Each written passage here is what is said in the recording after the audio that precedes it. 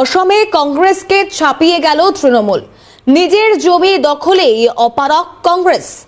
বাংলায় আসন সমঝোতায় তারা ছোঁয়ার স্বপ্ন কংগ্রেসের। বাংলায় কংগ্রেসের সঙ্গে আসন সমঝোতা বিতর্কের মধ্যেই কটাক্ষ অভিষেক বন্দ্যোপাধ্যায়ের। NCHSC নির্বাচনে প্রথমবার যোগদান তৃণমূলের। প্রথমবারেই কংগ্রেসকে পিছনে ফেলল তৃণমূল।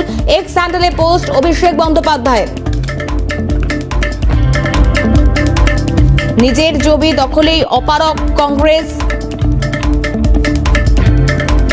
অসমে কংগ্রেসকে ছাপিয়ে গেল তৃণমূল। আসন সমঝোতার বিতর্কের মাঝেই এবার কটাক্ষ অভিষেক বন্দ্যোপাধ্যায়ের। NCHSC নির্বাচনে প্রথমবার যোগদান তৃণমূলের। প্রথমবারেই কংগ্রেসকে পিছনে ফেলল তৃণমূল। এক্স হ্যান্ডেলে এমনটাই পোস্ট অভিষেক বন্দ্যোপাধ্যায়ের। জিতেই কংগ্রেসকে বিদ্রুপ অভিষেকের। খালিদ জামাল আমাদের প্রতিনিধি রয়েছে টেলিফোন লাইনে। খালিদ, কি আপডেট? দেখো, আমরা জানি যে আসামের স্বশাসিত প্রশাসনিক বিভাগের যে নির্বাচন, অর্থাৎ NHACH এর যে নির্বাচন, সেই নির্বাচনে কিন্তু প্রথমবার লড়াই করেছিল তৃণমূল কংগ্রেস, এবং সেই লড়াইয়ে কিন্তু তারা কংগ্রেস থেকে বেশি আসন প্রতিদ্বন্দ্বিতা হারে কিন্তু তারা সেই ভোট শতাংশ পেয়েছে, এবং সেটাই এক্স হ্যান্ডেল পোস্টে সেটা পোস্ট করে অভিষেক বন্দ্যোপাধ্যায় কংগ্রেসকে কটাক্ষ করেছেন যেখানে তারা নিজের জমিটা ধরে রাখতে পারছেন না, সেখানে কি করে পশ্চিমবঙ্গে তারা বেশি আকাঙ্ক্ষা করছেন এখানে আসন বন্টনকে নিয়ে। অর্থাৎ বুঝাই যাচ্ছে যে লোকসভা নির্বাচনে যে দাবি কংগ্রেস করছে সেই দাবিকে কিন্তু একদিকে বলা যেতে পারে যে খারিজ করে দিচ্ছেন অভিষেক বন্দ্যোপাধ্যায়।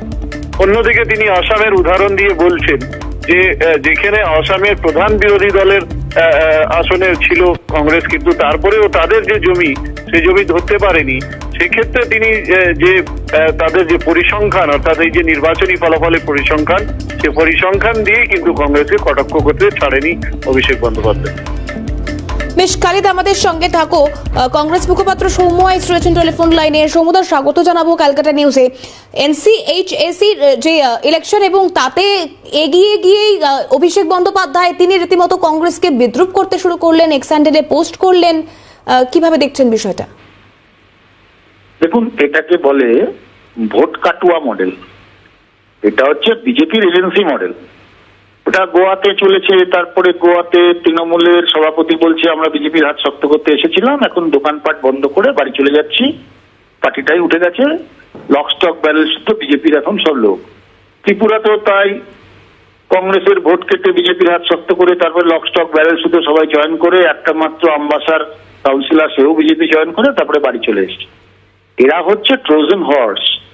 তো এরা এই মডেলটা আমরা জানি, পরীক্ষিত মডেল এটা বিজেপির, কংগ্রেসকে দুর্বল করার জন্য। এই মডেলটাকে যতক্ষণ থাকবে ততক্ষণ এনাদের CBI ED টিকিয়েও ছবে না। এই মডেলটাকে ব্যবহার করা হয়। তো সারা পশ্চিমবঙ্গ জুড়ে এই মডেলটা করেছেন মাননীয় মুখ্যমন্ত্রী। আসলে ওনাদের এখন জীবন কাটি মরণ কাটি হচ্ছে CBI EDর কাছে কংগ্রেসকে ভোট কাটতে হবে, কংগ্রেসকে দুর্বল করতে হবে। তাই করছেন, এটা নতুন কথার কি আছে? আর কোথায় হিল কাউন্সিলে কে কত % ভোট পেল তাতে কি এসে। বেশ, অনেক ধন্যবাদ জানাবো সৌম্য আমাদেরকে সময় দেওয়ার জন্য। কংগ্রেস মুখপাত্র সৌম্য আইচ কথা বলছিলাম তার সঙ্গে।